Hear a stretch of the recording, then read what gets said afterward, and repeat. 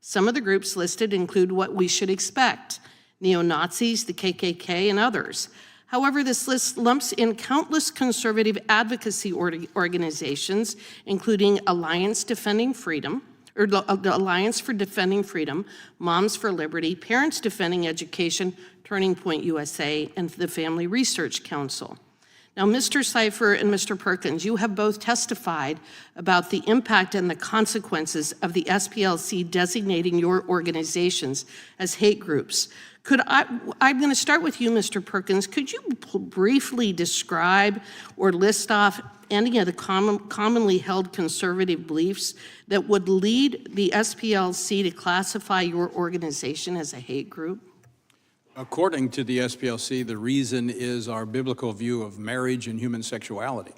That is what causes them to classify us as a hate group. And as you know, what you're witnessing right now in this grotesque political theater is not some accidental misunderstanding or innocent disagreement about terminology. This is the calculated weaponization of victimhood by those who wield immense structural power while crying oppression pulto. This is the systematic inversion of moral clarity, where organizations dedicated to stripping away human dignity from vulnerable populations position themselves as the persecuted martyrs of our age. And I need you to understand something fundamental about what the Southern Poverty Law Center actually does, because this isn't about silencing Christians or whatever pearl-clutching narrative Tony Perkins wants to spin for the cameras. This is about documentation and accountability for organizations that traffic in demonstrable falsehoods designed to dehumanize LGBTQ people.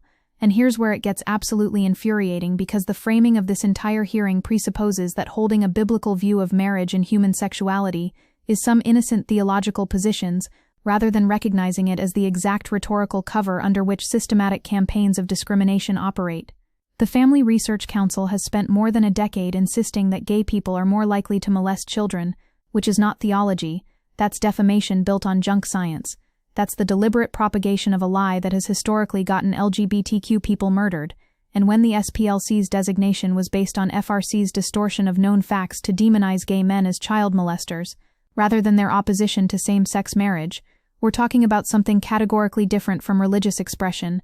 We're talking about calculated dehumanization campaigns disguised as policy advocacy.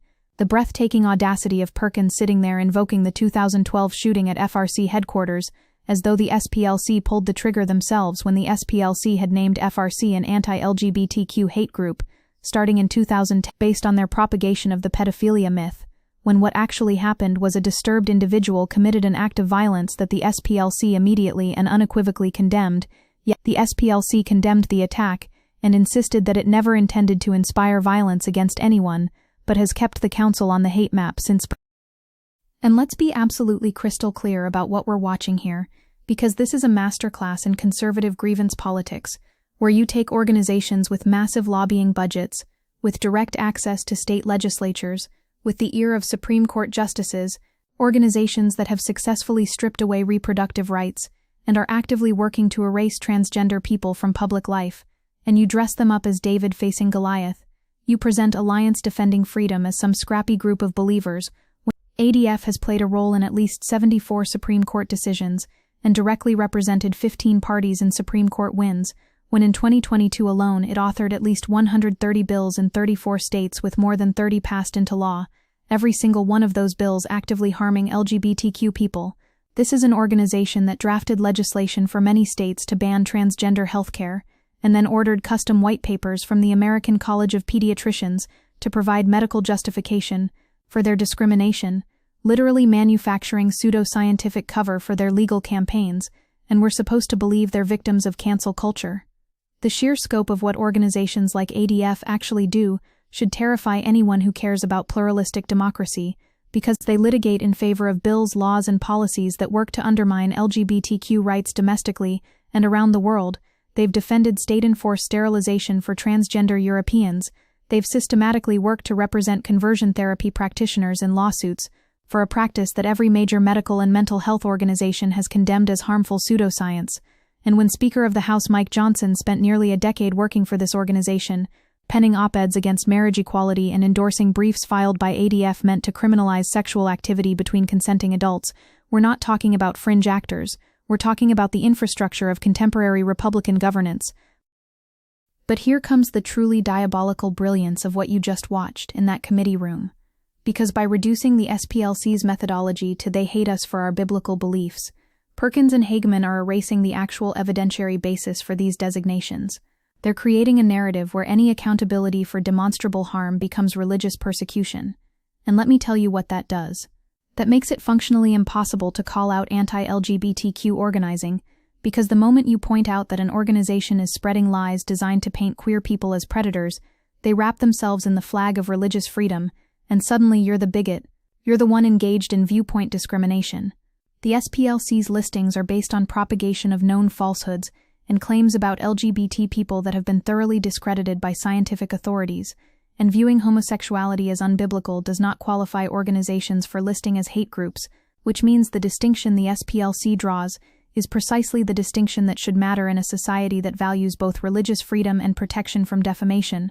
Now let's talk about Moms for Liberty, because this is where the culture war machinery becomes visible in its most grassroots manifestation, and where the SPLC designation really exposes how far-right extremism has successfully infiltrated mainstream politics.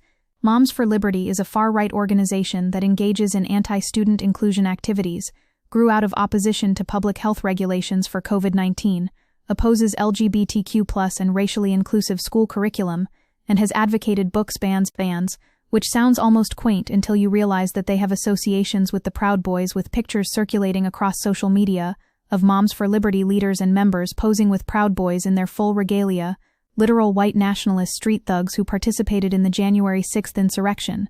When SPLC identified several Moms for Liberty chapters alongside neo-Confederate groups like the Ku Klux Klan League of the South and neo-Nazi organization in Alabama alone, this isn't guilt by association. This is documentation of actual tactical alliances, and the fact that presidential candidates lined up to speak at their national summit tells you everything about how thoroughly this extremism has colonized Republican Party infrastructure. The playbook is so obvious it's almost insulting that they think we can't see it. You take book banning campaigns targeting stories about LGBTQ families and frame it as parental rights. You take opposition to teaching accurate history about racism and call it protecting children from indoctrination. You weaponize manufactured panic about gender ideology and grooming to justify stripping away the dignity and safety of transgender youth. And when anyone points out that characterizing gender dysphoria as a mental health disorder, being normalized by predators, and suggesting children are at extreme risk from predatory adults, is precisely the kind of dangerous rhetoric that fuels violence, you claim they're trying to silence concerned parents. But here's what the actual record shows. A Texas mother ended her child's access to counseling sessions with the Rainbow Youth Project after reading posts by Moms for Liberty, and her child attempted to commit suicide that day. Which is what happens when you tell vulnerable kids that accepting themselves is predatory grooming. That's not protecting children, that's destroying them. And you know what makes this even more grotesque? The SPLC identified 1,371 hate and anti-government extremist groups in 2024, documenting how these groups tighten their grip on the U.S. political system, dividing and demoralizing people across the country, while dismantling democracy from within, which means we're not talking about scattered, isolated incidents. We're talking about a coordinated movement with sophisticated infrastructure, with legal arms and legislative drafting operations, and media amplification strategies. And when House Republicans haul the SPLC in front of committees to answer for their bias, what they're really doing is trying to neutralize the one organization that's been systematically tracking and exposing this network. House Oversight Committee Chairman James Comer is investigating the SPLC's influence over federal employees, requesting all communications between the Department of Education and the SPLC.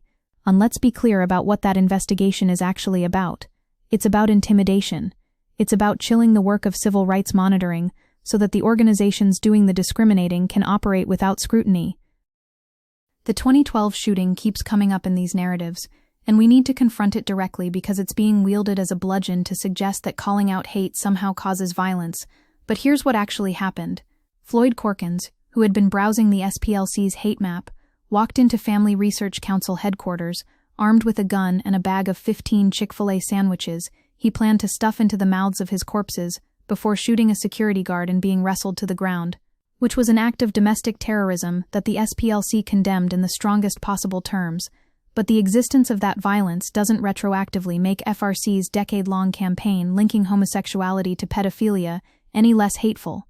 It doesn't vindicate their junk science or make their policy advocacy any less harmful, and the suggestion that documenting what organizations actually say and do is tantamount to painting targets on their backs is an argument for eliminating all accountability for powerful actors who hurt vulnerable people. Think about the infrastructure we're actually dealing with here, because Idaho Attorney General Raul Labrador sought help from ADF lawyers to defend both the state's total ban on abortion and its ban on gender-affirming care for transgender youth. And while historically it has not been common for attorneys general to outsource their litigation efforts to private agenda-driven interest groups, in recent years ADF has become the go-to firm for Republican officials defending anti-abortion and anti-LGBTQ legislation. What this means in practice is that state governments are functionally being run by Christian nationalist legal organizations. The people's representatives are contracting out their constitutional duties to ideological advocacy groups, and in some cases, contracts state that the client agrees to allow ADF to control the interaction and communication with the media, which means elected officials are literally ceding their public accountability to private religious right organizations. Now here's where the current political moment becomes absolutely critical, because the SPLC states that Turning Point USA led Trump's 2024 campaign efforts in key battleground states and participated on the advisory board of Project 2025, with their primary strategy being sowing and exploiting fear that white Christian supremacy is under attack by nefarious actors to manufacture rage and mobilize support to revive and maintain a white-dominated male supremacist Christian social order. And just months ago, FBI Director Kash Patel announced the FBI has terminated all ties with the SPLC, calling them a partisan smear machine whose hate map has been used to defame mainstream Americans and even inspired violence, making them unfit for any FBI partnership. Do you understand what just happened there? The federal law enforcement apparatus has cut ties with the primary civil rights organization tracking white supremacist and anti-LGBTQ extremism, right as those movements have captured significant state power, which means the infrastructure for monitoring and responding to organized bigotry is being systematically dismantled from within government. And let's zoom in on what organizations like Turning Point USA actually represent, because they're being compared to the Ku Klux Klan and placed on a hate map that plots KKK chapters claiming to expose groups upholding white supremacy in the United States. And the response from Republicans wasn't to examine whether TPUSA's rhetoric and organizing actually merits that designation. It was to rally around them as martyrs. When presidential candidates were told about the SPLC designation, Nikki Haley tweeted, "If Moms for Liberty is a hate group, add me to the list," while Vivek Ramaswamy said SPLC stands for selling political lies to corporations, which tells you that within contemporary conservatism, being labeled a hate group by civil rights monitors is actually a credential. It's proof that you're fighting the right enemies. It's evidence that you're threatening the right power structures. The historical parallel here should chill you to your bones, because the SPLC draws comparisons between parental rights groups and parent groups that attempted to resegregate public schools during the civil rights movement. And that's not hyperbole, that's pattern recognition, because the tactics are identical. You mobilize parents around protecting children from contamination by others. You claim that your opponents are the real extremists trying to indoctrinate kids. You flood school board meetings with organized disruption. You frame civil rights advances as attacks on traditional values. And you build a movement that positions itself as grassroots and defensive, while actually serving to maintain existing hierarchies of power. The fact that Moms for Liberty pitches itself as nonpartisan grassroots, despite close ties to Republican organizations, donors, and politicians, including co-founder Ziegler being married to the chairman of the Florida Republican Party, exposes the astroturfed nature of this supposedly organic parent uprising. You want to know what's really at stake in this hearing, in these designations, in this entire discourse. It's the question of whether we can even name oppression when it's being committed by people who claim religious motivation, whether we can distinguish between genuine religious practice and the weaponization of religious language to harm others, whether civil society has any tools left to call out coordinated campaigns of dehumanization before they succeed in stripping vulnerable people of legal protection and social legitimacy. The SPLC does not list the FRC as a hate group because of its opposition to gay marriage or religious beliefs, but because it engages in baseless incendiary name-calling and spreads demonizing lies about the LGBT community, which is a distinction that should be obvious to anyone operating in good faith. But good faith is not what we're witnessing. We're witnessing the performance of victimhood by institutional power. We're watching organizations with tens of millions of dollars in funding and direct access to the highest levels of government claim they're being silenced even as they silence others. The violence question keeps returning, and we need to face it squarely because there is political violence in America. There are threats against school board members and election workers and librarians and LGBTQ people themselves. In September, a wave of 33 hoax bomb threats struck Springfield, Ohio, after Trump and Vance made false claims about Haitian immigrants. 60 polling locations in Georgia received bomb threats on Election Day, traced to Russian email domains, and Planet Fitness and Jewish institutions were targeted after anti-LGBTQ provocateurs highlighted them online. The ecosystem of stochastic terrorism is functioning exactly as designed, where prominent figures amplify dehumanizing narratives about vulnerable populations, and then when violence inevitably follows, they disclaim responsibility. But here's the thing, when you spend years telling people that LGBTQ teachers are groomers, that transgender people are predators in bathrooms, that diversity programs are white genocide, that immigrants are poisoning the blood of the country, you are creating the conditions for violence even if you never explicitly call for it.